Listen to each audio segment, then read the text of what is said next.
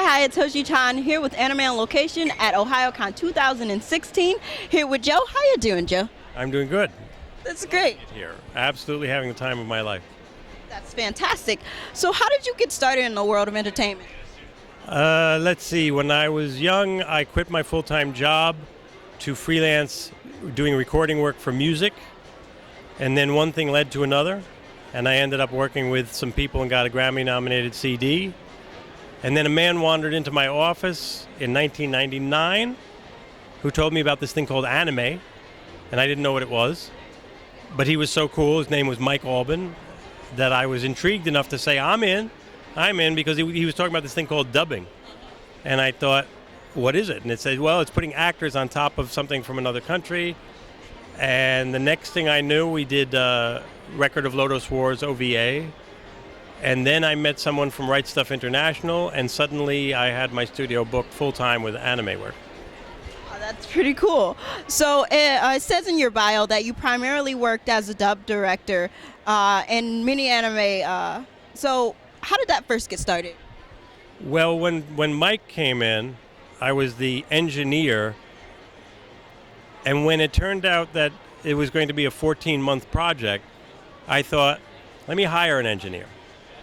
So Mike was directing, a man named Gary Solomon was engineering, and I decided just to be the producer, to be the dub producer, and took other jobs while this was all going on. And after that project, Mike and I formed a company together. Then I met the people from Right Stuff, and it was just a natural chain of events. So Gary would engineer, a man named Mike Messier would engineer, I would direct. Sometimes I would direct engineer. The one thing that I always did, though, every product that came out of my studio was mixed by me. So that's the one thread through the whole thing. But that's why if you look on the internet, you'll see many different credits, because it all depended on what other projects were going on, whether I was available. So I was always overseeing the dubs. Sometimes I was directing them, sometimes I was engineering and directing, sometimes I was just engineering, and all the time I was mixing them. That's a lot of stuff to do. So in your time as a dub director, do you have any silly stories? I told this one. All right, there was one particular dub. There was I was working with Jessica Calvello and a producer named Jeff Thompson, and I passed wind in the control room. And the booth is soundproof. And I passed wind, and Jeff feigned discomfort, and he's like, this is an outrage. How dare you pass wind during this? And I started laughing. Now, Jessica's in the booth, and it's soundproof, so she doesn't know what we're talking about. So she just sees this drama, and she sees this as a perfect opportunity to go to the bathroom. So she says, well, I won't tolerate whatever it is that's going on. So she storms out of the room to go to the bathroom. And then Jeff, not wanting to be outdone, storms out too, leaving me alone in the studio with nobody there. So I thought to myself, well, I can't be outdone. So I thought to myself, when they come back, I had a scarf. I'm going to have the scarf over my head, and I'm going to pretend that I'm a little old lady and that Joe's gone. So I sat at the board like this, and I stared forward. I wanted not to be looking at them when they came back in. So I think I hear the door open, and I'm sitting there like, and suddenly I hear Jessica's voice go, Joe? And I said, yes, what is it? These people are lost in the building, and I turned over, and there are 5 strangers behind her who are simply coming through the building looking for another business, and they just wanted directions. And I'm sitting there trembling with a shawl, and I slowly took the show. Well, that business is down the hall this way. And when Jeff and her came back in the room, we literally fell on the floor and were laughing for about 20 minutes. We could not get back to work. That is one of many stories. I have to say, one of the greatest things about dubbing anime is the amount of fun that we have while we're in the room getting this work done. I mean, it's out of control. And the outtakes and the flubbed lines. The coolest thing is when somebody flubs a line but still stays in sync with the picture. So it would be like, we shouldn't go in that cave. It could be dangerous. Oh damn it. Let me try that line again. That entire thing was in sync. Sometimes they would let us release them on outtakes too, but most of the time we had to like do it over. But I kept them all in a vault, so one day the world will see. I love watching outtakes. It's like so hilarious. So it says you also ran Headline Studios. How did that come about, and how can fans check out some of the work from that studio? Well, Headline Studios was the name. I'm a DBA. I'm a sole proprietor, so I'm basically freelancing. But I built a studio, and I run it as a sole proprietor. So I came up with a name of Headline Studios many years ago. It was primarily starting as a music and media recording studio. So I have a website, www.headlinestudios.net, because somebody stole my .com at one point, which really upset me.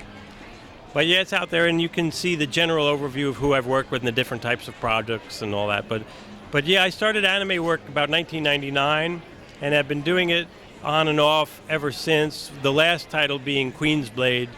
The first, second, and third seasons of Queensblade, I worked on that in my studio in New York. I love Queensblade so much. It is. Hilarious show. And talk about behind-the-scenes fun. That one is full of hilarious stuff going on. Sometimes my friend, they would be like, recommend me a series to watch, and I'll give them that, and they'll come back like, what the hell did you make me watch? What was that? I'll tell you one funny story on Queensblade. We had a translation issue in the beginning, and the snake, there's this snake that somebody wore the snake, and the actress turned to me, the snake's name was Kelton. And she said, Kelton is my pants, which became our opening joke every seven. Then I got a word from the translator that the name of the snake was not Kelton, it was Kenton. And I said, but we just recorded an entire volume with the name Kelton, and they insisted we change it to Kenton. So if you watch that show, watch the snake's name will change from Kelton to Kenton, I believe is the... So I don't know what it was in Japanese, but we were told to do Kenton, so... Okay, so I also see that you worked on Gravitation. So how was it mixing anime recordings with music recording? Well, that's interesting, because Gravitation had a lot of music in it. The music was mostly a pre-record. That's interesting you bring up the topic of music, because it's rare that you get to do original music in an anime because it's all pre-arranged and pre-licensed. But we had 2 or 3 opportunities to do an original thing. And one was in the show Gokudo, and I believe one was a moment in Gravitation where they were improvising. So that was cool. So it was fun because I know about music, so I was able to write a song. Most of the actors can sing, and we arranged it right on the spot. Gravitation, by the way, was one of the top-selling titles that ever came out of my studio. That was for Right Stuff International. Another great cast, another amazing amount of fun going on that one. So, Rich McNana was the lead in that one. Awesome show. So, is there any upcoming projects that your fans should know about?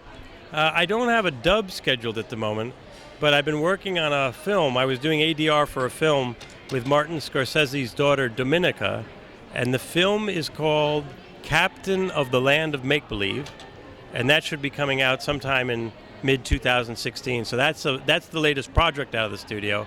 But right now I'm talking to some of the Texas studios about titles. So yeah, I mean, the anime thing will always be happening.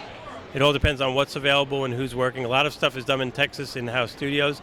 I'm a New York studio, by the way. So if somebody has a title, like Queensblade could possibly come back to my place if there's another season. But we don't know how many seasons are done. They usually make that decision right before they go into production in Japan, so we're not privy to that. So that's the story of what's happening there at the moment, yeah. Okay, so is there any way your fans could keep up to date with you online? Well, there's the website, but I keep a Headline Studios Facebook page. That's my main spot. That's where any news of what happened that week or that month is going on. And if the client allows pictures, I post them. Sometimes people don't want pictures posted, so I don't. But I try to put as much up there as I can, and then put random miscellaneous funny information about either the business or what's happening in the studio, or about the world of entertainment in general, just to keep people posted. So yeah, Headline Studios on Facebook. the location would be Mamaroneck, New York. Just in case there are other headline studios up there. So be sure to check that out. And thank you so much for joining us. It was a pleasure to meet you. Thank you. Same here. You heard it here at Animal Location. Peace.